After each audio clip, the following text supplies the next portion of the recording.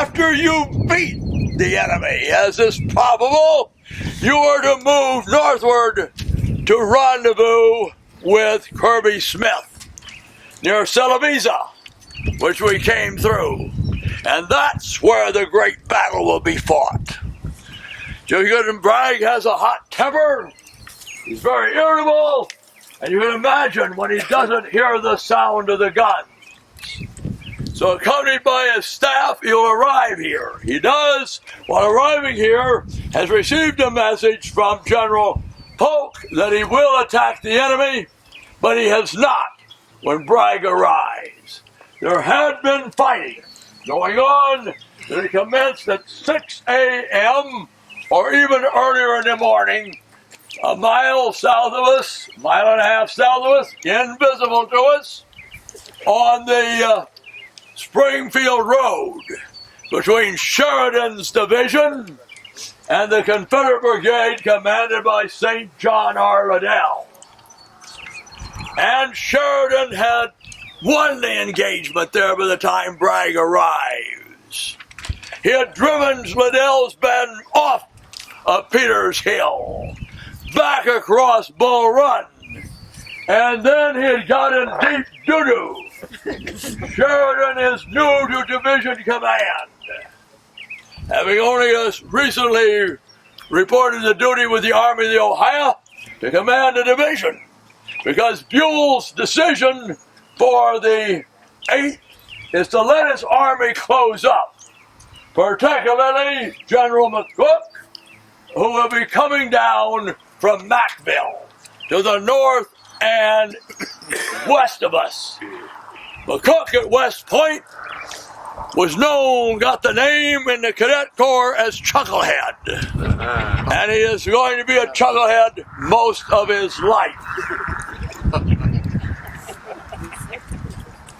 And when Gilbert notifies Buell that there's been an engagement, Buell is incensed because Sheridan has brought on a battle when Buell planned to fight the battle on the 9th after the arrival of McCook, because he had been severely bruised and injured when fell from a horse when a soldier had tried to assassinate him. And orders have been disobeyed, and Sheridan is going to be told to withdraw to Peters Hill. Forget your Toholt, east of Bull Run, and do not move. So Sheridan will pull back to this position on Peters Hill, and although Dan Adams will pass across his front, ideal place to be brutalized, he will not interfere with Dan Adams. And you're going to find about 3:30, Dan Adams is going to give the Yankees near the bottom house pain and suffering of the worst time. So this is not good. Sheridan had done a good job early in the day when he initiates a battle that Buell did not want brought on, and then is chewed out and will sit on his tokus the rest of the day. So the order to attack now comes, and seeing that his troops are not deployed right, Cheatham's men are still west of Perryville, and the Union troops overlap the Confederate right. So Cheatham will recross the Chaplain, cross the Chaplain a second time near the Crawford House, and move northward, stirring up clouds of dust. By noon, Cheatham is in position south of the Chaplain, south of Walker Bottom, and by that time, the Confederate cavalry under Wharton has thought they pinpointed the Union left south of us, because McCook is arriving. And McCook arrives with his lead division under Rousseau. They're going to take position near the Dixville crossroads. And they are suffering for water. The equines more than the men. Equines require 9 gallons of water a day. That's more than the beer and the whiskey you require a day. No, not quite.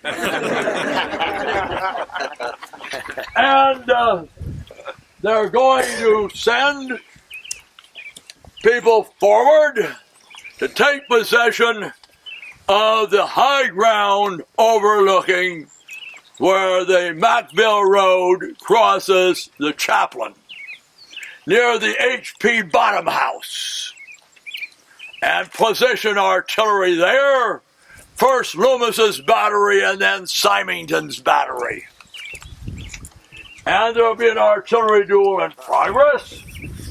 And Wharton will pinpoint the enemy line. And then, meanwhile, by this time, Cheatham has crossed the Chaplain into Walker Bottom. We cannot see Walker Bottom, but if we went beyond that barn, we would look down on Walker Bottom. And there where Cheatham forms his men, and he's going to move them forward to where you can see them. Now he believes, as does Donaldson, as does Bishop Polk, that the enemy's left will be in the area well south of us. So Donaldson's brigade, 5 Tennessee regiments, will cross the Chaplain, come up what is called the Dug Road, which they have to widen to get their artillery up, and we would see them coming into view here. Into that area beyond the barn and in those fields where we can see those cattle. Now, Donaldson believes, as does Cheatham, that when he moves up to where we are, as you can see on the map, the red map, with his 3 regiments, 38th Tennessee, 15th and 16th Tennessee, he will overlap the enemy's left flank. When he gets up here, what does he see? He can see over there on that ridge there that we can see through the, beyond the cemetery today. He can see a Union battery going into position here. That will be Parsons' battery. Over there, he can see, as he looks southward, he can see Loomis's and Symington's. And he can see definitely he is not overlapping the enemy's left, because the Union are occupying that ridge where we can see those trees there. So that means when Donaldson steps off, he's left 2 of his regiments behind, they're going to advance on a line like this, with that high ridge where our bus is, tendering northward to Parsons' battery on their right. And they're going to find enemy to the right, men on their right, men to the right, who are in position to take them on the right, as you can see, where Parsons is, men to their left on the ridges south of us there, and men to the front near the Gibson house. Now the next brigade that is going to be committed, going to come into view just like we saw those, and that is going to be George Earl Maney's brigade. And George Earl Maney's brigade is to take position and take out that battery that is appearing on that ridge. That begins here goes by where we see the bus, by the visitor center, and up to the highest ground there. Now the 3rd Brigade, Mante will have 5 regiments, 4 Tennessee regiments, and the 41st Georgia Regiment. The last regiment brigade to arrive of Cheatham's people will be A.P. Stewart, Old Straight, 1842, graduate of West Point. After the war, president of Ole Miss, a Tennessean, and he will move his people into reserve, cover the ground between Maney's left and Donelson's right. So you can see a problem is already developing here. The Yankees aren't where they thought they were, because Donelson, when he was ordered to take this position, believed he would be on the Union, in a position to turn the Union left. Reputedly here, Bishop Polk, being a man of the cloth. Now Davis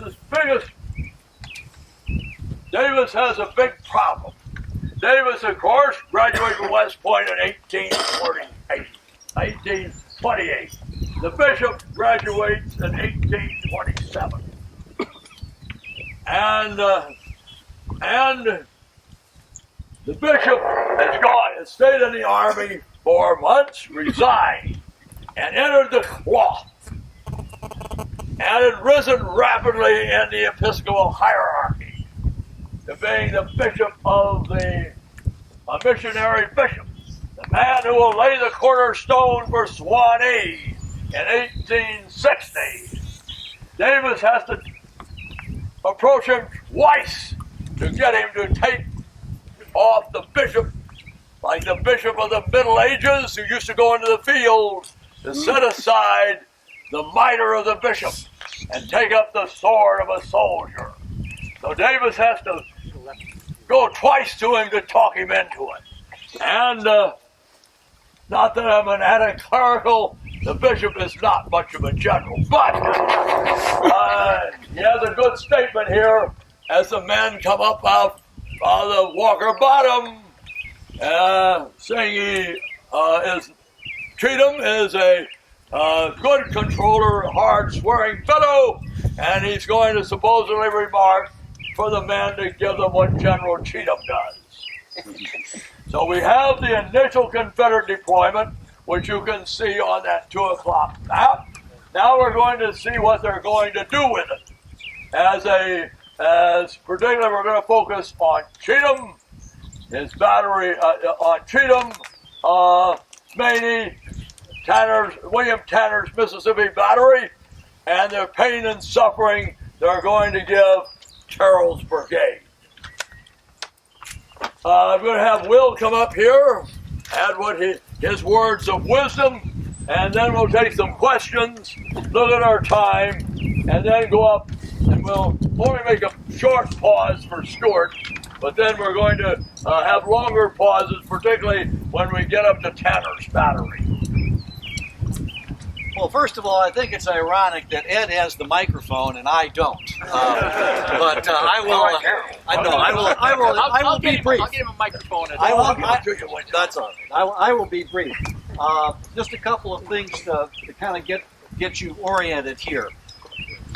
The attack plan that Ed described for the Confederates is supposed to be an en-echelon attack, coming from my right, or nominally the north, and moving to the south. But as the battle unfolds, it's going to be a virtually simultaneous attack in 3 separate sectors that kind of divide the battlefield up in a way that we can help get organized and understanding what's happening. Now, we're going to see them sequentially, obviously, but they occur simultaneously, even though that's not exactly the plan that Bragg had in mind. So that the attacks on the Confederate right, where we are now, Cheatham's division, will be here on the right. Then there'll be a couple of Confederate brigades under a man named Jones, a man named Brown in the Confederate center. And then on the Confederate left, to the south, will be attacks by Bushrod Johnson, followed by Pat Claiborne and Dan Adams that Ed talked about. So that is, I understand now in our revised itinerary, the way that we're going to approach the battle. We're going to go from the Confederate right or the north, and we're going to move down to the south to the Confederate center and the Confederate left. But these attacks will take place simultaneously, and we'll try to keep you informed of the time frame as we go about the battlefield. But here we are in Donelson's position. For those of you who are getting a little bit older, you'll be heartened to know that Daniel Donelson was 62 years old and a brigade commander on this field. He was the nephew of President Andrew Jackson. So a distinguished Tennessee family, and as you might guess, Fort Donelson was named after him. He was involved in sighting that unfortunate fort that would fall 8 months earlier than the battle here at Perryville. So I have some quotes from participants here, but I think I'm just going to share one with you here because we're in Donelson's section of the fight. He's going to go, as Ed has aptly described, right into the teeth of the Federal position, getting flank fire from both sides as well as fire from the front. As Donelson's men get up on this ridge, however, they're in magnificent form. The general cried, "Forward!" Many of the men cheered or gave the rebel yell, and still others shouted victory. The men advanced as if on dress parade, with a spirit not excelled by anything I afterwards witnessed, said one soldier. With composure and without a sound, the whole line moved forward in beautiful order across these open fields. All my conceptions of the hurrah and din and dust of battle were confounded by the cool, businesslike operations, said one man, going on before me. Those badly clothed, some shoeless, dirty, and ragged-looking men walked into the harvest of death before them with all the composure and much less of the bustle of that of a merchant who would exhibit in walking to his counting room after breakfast. But Donelson's experience here is not going to be a walk to the office, as we'll talk about a little bit later. Now, any questions from you folks before we go on to our next stop?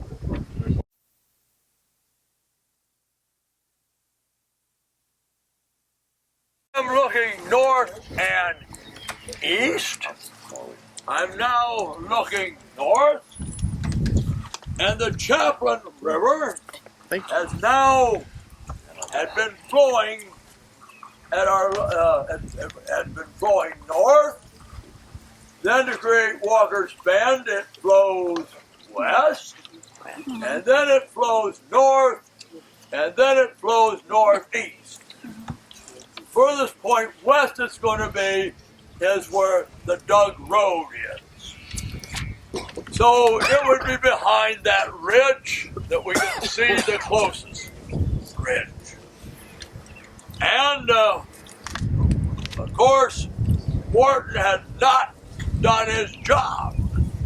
He had not notified Cheatham or Polk or Bragg that the enemy is on that high ground immediately to our front.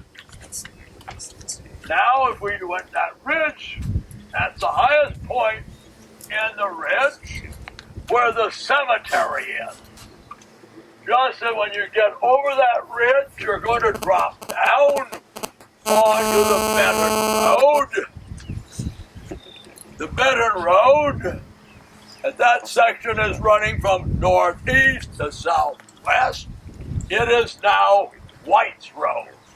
And you can look on your map, and you can see a sharp bend in the Benton Road. It's going to be a right-angle turn right in the area. There's the Benton Road, and there's the right-angle turn. But that is behind there, as we're going to find where that ridge And that is where Donaldson is going to find out I got big problems. Because going into position up on that ridge are not 4 guns, but an 8-gun Union battery commanded by Charlie Parsons, a West Point graduate in 1861. He has 7 smoothbores and 1 rifled gun. But his men have been detailed to him out of the 100, most of them, when they're over in Bardstown. And Bardstown's less than 3 days before. And most of his men are short-timers, less than 4 weeks in the Army, from the 105th Ohio. So you can imagine how much artillery schooling they have had. You might make a grunt in a short time, but an artillerist takes considerable time. Harold himself is an artillerist.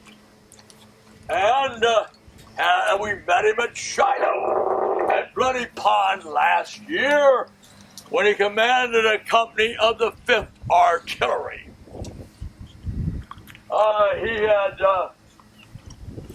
He had graduated from West Point back in 1853. And although he was from Virginia, had married, love held out, and he'd married a Northerner. Worse, like George H. Thomas, he chooses to fight for the North. Back in West Point, he had not got along with Phil Sheridan, who was at that time in the class of 1853. And although Sheridan is in his first classman, he evidently is not a good cadet because he's still a private in the Corps of Cadets. And he finds a sergeant rather hostile and doesn't like him, and he tries to skewer him on a bayonet. Well, the cadets covered up. The next day, he'll charge his sergeant to a fist fight, and Sheridan's rather small and gets the S beat out of him and gets suspended a year since he's the aggressor. So you would not think that fellow would embrace the Union, would you? But he's over there with that battery there, and he doesn't like these Confederates. So, and they're forming the men up there. So that was why we had to send George Earl Maney up here, and then use Stuart as a reserve brigade. Now, Stuart, we're going to find out Stuart is not going to see a great deal of action. You're going to see some when he has to go through a fence, which they have partially reconstructed. See that fence down there? See the right end of it? See the fence near that historical marker. That fence parallels the foot of that ridge. And some of Stuart's men, when they try to squeeze through that fence, are going to get in a lot of trouble. But Stuart's serious fighting is going to be later, and when we get up into another phase of the battle. But we've got him up here, again illustrating the battle not taking place where the Confederates wanted, and again following up on Will's remark that it becomes events are taking place. It isn't nice like Antietam, where you can go from right to center to left, and you got it all sequenced out for you. So Stuart will has 5 Tennessee regiments, and they will be engaged, and we'll meet them later. But I wanted to get them up here, and we'll get Will up here, and let Will share his words, and then we'll go up where we get some action taking place. Going to go up to the Turner's Battery. Okay, well, I don't have much to say here other than this is a good historic scene with the exception you need to add a few more woods along that fence line. That was described as an open woods. And so, as we will hear at our next stop, the Confederates of Maney's brigade are going to be coming down off of this high ground to my right, down into the low ground along the fence in the woods there. And then the action will take place as they begin climbing that hill against Terrell's brigade and Parsons' battery. This is going to be one of half a dozen scenes at Perryville of the most intense fighting of the entire day. And we'll save our remarks when we get up and we have a better view on top of the hill. All right, we're going up here now to a key position. We came here on once north of the old Mackville Road wasn't here. So forget that road all the time. Now the better road we can see coming into view, coming down that hill, across Wilson Creek. That low spot in front of us, near that White House, gable end we can see is Wilson Creek, a tributary and a confluent of the Chaplain. Now the better road, now the White Road. The better road did a right angle. And there you can see the Benton Road. The next time we can't see the Benton Road now because it's behind that ridge. There we can see Charlie Parsons, 6 guns, his 8 guns going into position there. And we've got, now George Earl Maney with his 5 regiments. Now in one of his regiments, of course, is the 1st Tennessee. And everybody knows the person in the his book was, I thought it was cut to 30% as being sold. He was in the 1st Tennessee, Colonel Hume Field's regiment. And they will not be seriously engaged. If you look at their map, they're clear off on the right as Maney deploys his men here. But Maney's going to have some support. Turner's Mississippi Battery. 4 guns. Now, you have one advantage. You've been in the artillery sometime. You're not a neophyte in the artillery like most of Parsons' men are. So, but you're still got 4 guns versus 8 guns. And you've got 2 6-pounders and 2 12-pounders. Both smoothbore, and you're going to support the attack of George Earl Maney's people on that position there. Now up there, George is up there. We're going to see on our right, we're Confederates now. On our right of those guns is going to be the rest of the 105th Ohio. Supporting them is a casualty detachment on the right, commanded by Theophilus Garrard of Kentucky, who later will be a brigadier general. And you're not going to see the 123rd Illinois. We'll hear them later. That's going to be one of your favorite regiments. You guys would love to be in it. But you're going to have a good chance of being killed, wounded, or captured. But you're not going to see them now because they've been advanced down off that hill in a charge. That the brigade commander has gotten a little nervous and is going to order this rookie Illinois regiment, the 123rd, down off that slope to take cover, to charge those rebels of Maney's who are closing in on them. So this will be, so we're going to have an artillery duel here with Turner trying to supporting the attack of Maney's command, and I'm sure Will has some good quotes at this place because he's always good at picking them out. And I'll turn it over to Will. I'll give him full time. You want to use the, I appreciate that. I think this is supposed to be working, but I tell you what, I think it's maybe more appropriate to actually go down to the rail fence, because this is where most of the action takes place. As that indicates, there's 3 regiments in Maney's brigade, and I think maybe the colonel has a different opinion, but Maney's probably the best brigade commander on the field for the Confederates. Well, yes, he is for this day. He's going to not be a very good division commander later. The Peter principle, but here he's a high quality guy. He's got these 2 veteran Tennessee regiments and this raw Georgia regiment. As soon as they come up on this hill, they are clearly in sight of the Parsons artillery ahead of us. And so what does this do immediately in favor of Donaldson? That's right.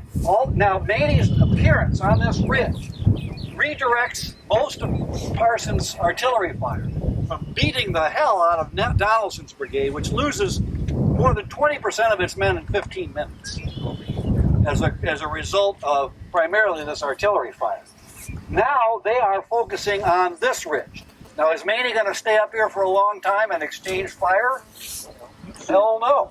He's going to go down into those open woods along that fence, and that's where the real infantry action is going to take place. That's one of the bloodiest several acres on the Perryville battlefield.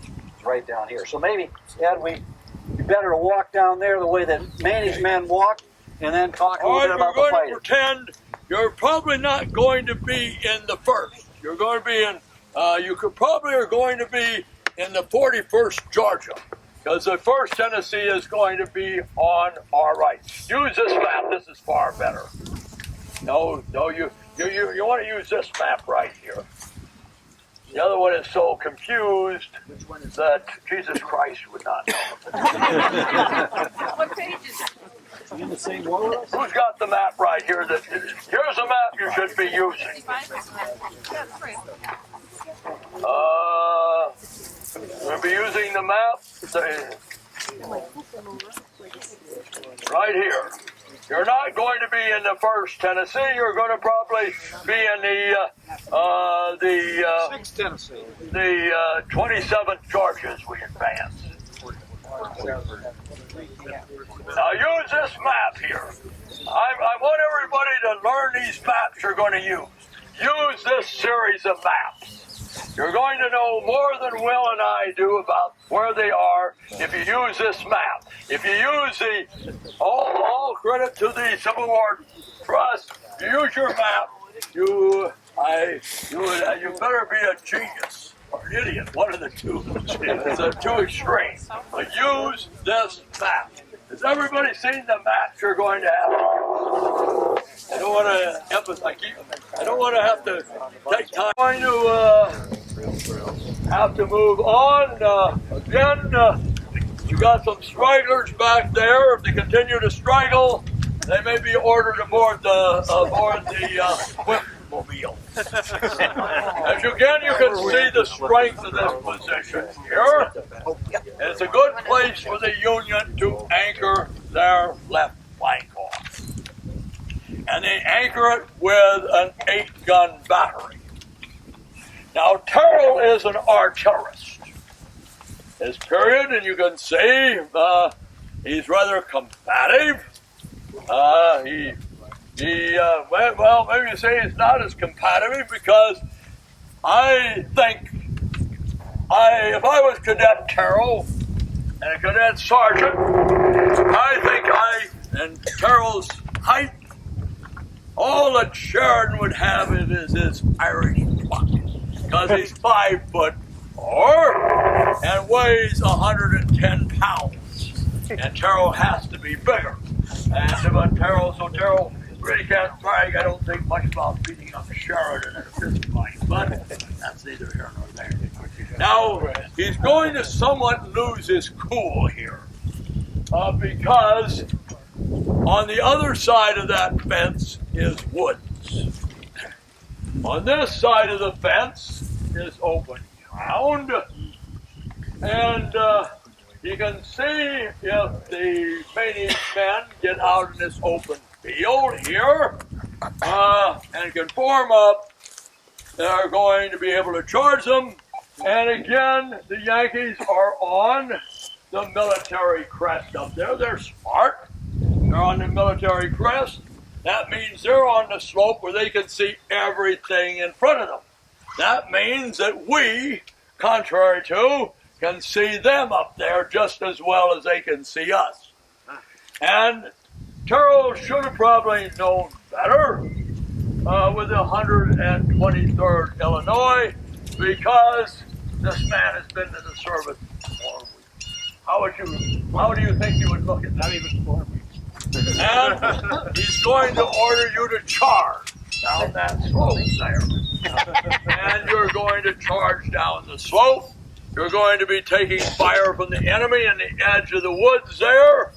And you're going to throw away a lot of you'd probably been better off to receive the attack, because then he would still have the 105th Ohio on his left or your right, and he would have Garrard's casuals on his right. But he sends them forward, and it's going to give an aggressive man, Terrell, a good opportunity to get himself in serious trouble, particularly fighting Maney's men, who are combat veterans of Shiloh, and Will is going to give you some good quotes, I know, because he's on this, because there are a number of that, and Will and I get along well on tours, because when we know each what we do best, you sometimes end up with people you don't want to do tours with, again, who try to one up and each other. Was that my cue? You know who I'm talking about. I do. Anybody here a graduate of Eastern Illinois University? You don't even see graduates here. No, that's right. I thought maybe there might be a couple here. Well, if you were, and you were from the Charleston, Mattoon area, these are the boys who made this attack down the hill, the ill-advised attack that Ed just described to you. I have 3 very brief quotes, but I think it gives you the flavor of the Illinois boys as they came down this hill and met Maney's men down here at the bottom, and then decided that discretion was the better part of valor and headed back up the hill. One soldier in the 123rd said the whole valley at the bottom, which is to say where we're standing now, the whole valley at the bottom erupted into a mass of Johnny Rebs. They came charging up that slope with their terrible rebel yell, guns blazing. It looked like a million of them. Another soldier in the 123rd said, we were ordered to fall down at the first fire of the rebels, which we did. So heavy was the fire that we could see their bullets in the air, this man said. Another soldier wrote, we lost no time in starting back. Some fired their guns, but most of us had but one thought, and that was to get out of there, but fast. When we reached the fence, I threw one leg over, and just as I started to jump down, the wind blew my cap off. Of course, it fell on the side. I did not want to be on just then. I gave one look at that cap, then at the Johnnies getting so close and my comrades getting so far ahead of me, and decided, who needs a cap anyways? So these fellows are heading back up the hill. Now, their infantry support, the artillerist infantry support, is now in disarray. And of course, the artillery is the key arm that's on this. They're the forces that are making the tactical decisions out here. They're the one affecting the battle. They have to be protected. The division commander out here was a Kentuckian named James S. Jackson. And Jackson would not survive the action up here on top of Parsons Knob. A description of what Jackson is doing, it's still poised beside the guns on the summit. Jackson and Terrell vainly called out to the Illinoisans to halt and stand their ground as they fell back up the hill. Well, Jackson remarked to one of his staff officers, I'll be damned if this is not getting rather particular. As he turned to Major James Conley of the 123rd Illinois, advising him to dismount, a Confederate ball hit Jackson and he tumbled to the ground. We ran to him, wrote Starling, but his eyes were closed with a tightness preternatural. His eyebrows almost rested on his cheeks. His mouth was open, and he gave several short spasmodic groans. But I am sure he breathed not more. There was a hole in his coat surrounded by blood, 1/2 an inch all around it, immediately below his right nipple. The aides picked Jackson up and lugged him to the western foot of the knob before halting. He was a heavy man, Starling explained, and here Assistant Adjutant General Oldershaw, who had been very much complaining of his back for several days, broke down and proposed to send for an ambulance to take him off the field. We laid him down dead and scattered to find one. Oldershaw ran off to a different direction so that he could find Colonel Webster to command the division. So we are now in a little bit of trouble on the Union left flank. And as Ed is ready to walk up the hill, we'll be coming across some of that dark and bloody ground that you drive and fly so far to see when you go on battlefield. This is a big spot. As you're going to see, since he mentioned Oldershaw's name before I will open it to questions, he will file the command's after action report because Jackson will die, Webster will die, and Terrell will die. Webster will be the last to die. Also, I don't want to give this good news that one of my favorite park superintendents gave me. They now own well over 600 acres here. I was here when they had no acreage here in 51. I was here when they dedicated the park and they had 27 acres. In the last year of the Louis Nunn administration, there are over 600 acres now. They told me that the Civil War Preservation Trust is about ready to or has closed on another 54 acres from it. So there's good news from here. And it comes from the man on the spot. The locals love him. And the locals, you see how they turned out to support us, the group, with the tractors. So that's an important criteria to remember. You've got to have good local support.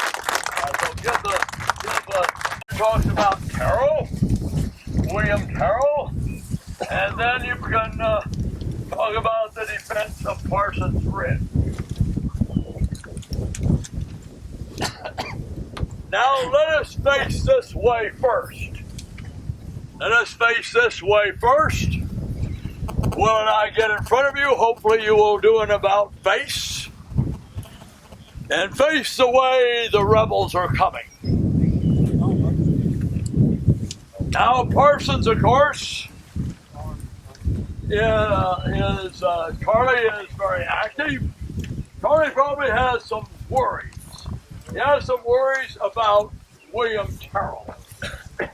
William Terrell is going to be rightfully concerned about the 8 guns and can they be held, because this anchors the Union left. But perhaps William Terrell becomes too involved in the actual running of the battery. As he gets excited, of course, his excitement really began to do them in when he sends the 123rd Illinois in an ill-advised counterattack on the Confederates as they emerge from the woods and start crossing that fence. He is somewhat like John Fulton Reynolds, an artillerist at Gettysburg. But John Fulton Reynolds is a corps commander. And at Fredericksburg, when Meade has penetrated the Confederate line, they cannot find him. What is Reynolds doing? Reynolds is supervising the fire of artillery. He has forgot that he is a corps commander. That is largely what Terrell is doing here. So Terrell is going to realize we're going to lose the guns. And they're going to have trouble withdrawing the guns because a higher priority than the guns is the horses. Because if you maim or kill the horses, they cannot remove the gun. So Terrell will be helping man a gun with about 3 other guys. And he's so determined and forgets his other duties on manning a gun. Yes, that's important to man the last gun. It's important to demonstrate your bravery. And they're going to have to pull him away from the gun, or he would be killed or wounded. Well, we're going to learn that he's going to be killed later. So neither here nor there. But again, he is doing something he probably should have not done. So here we can see him here. He is buried in the north. His wife gets his body, and he'll be buried in the north. All right, now when you come up here, we're going to turn over to Will. If you're a Confederate, we think, boy, we've got him won. We've driven him from this position. Now, if we were here in the summer or in the fall, on certain years, I don't know if Kurt does it every year, but you would see a cornfield down there, right in front of us, near where we can see those markers and the next ridge. Now, just when you've captured 7 of these 8 guns, you're going to see 12 other cannon on that ridge to our front. You can see those cannon up there. You've got 2 6-gun batteries up there, commanded by in Starkweather's brigade. That means you're going to have to do a repetition of what you've done already, and you're going to have to drive those enemy out. Here you can see that right turn I mentioned in the Benton Road, as it turns right there. Of course, we saw the earlier right turn as he turned off there in that last stop I pointed out. So we have the Confederates have seized this key position, captured 7 guns, but it's another hill in front of them. And instead of 8 guns, it is 12 guns up there, supported by Starkweather's brigade. We'll talk about that later. And Kurt, you planted every year in corn? I did too much. The folks that actually do the corn, I have to let it lay fallow because crop rotation. You gotta rotate it. Yeah, I'm not a farmer. How often do you plant it now? Well, I'm waiting for it to recover. It's been down about 5 years. I'm hoping maybe next year I can put some back, but that's Well, don't you have an alternate crack?